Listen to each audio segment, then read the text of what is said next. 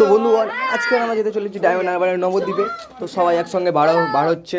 এই দেখতে পাচ্ছ, এই মাসি ভাই এই সব এই ব্যাপার চলছে। এই সায়নদা, ও ঠিক আছে, এই মামা মানে বাবা, আর এই সায়নদার বাবা।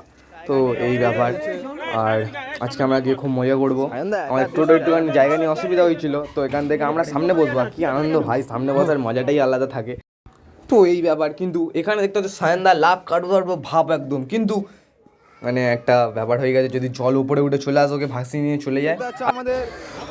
তো দেখতে পাচ্ছ, আমরা সব জায়গায় ঘুরে যখন আসছি তখন আমাদের ব্যাটারি শেষ হয়ে গেছে। মানে বুঝতে পারছো, মানে আমাদের ভাগ্যটাকে মানে একদম আলাদা লেভেলের ভাগ্য ভাই। দেখতে পাচ্ছ, এখন এখান থেকে দড়ি বার করা হচ্ছে, টেনে টেনে নিয়ে যাওয়া হবে, কতদূর যাওয়া যায় দেখা যাক।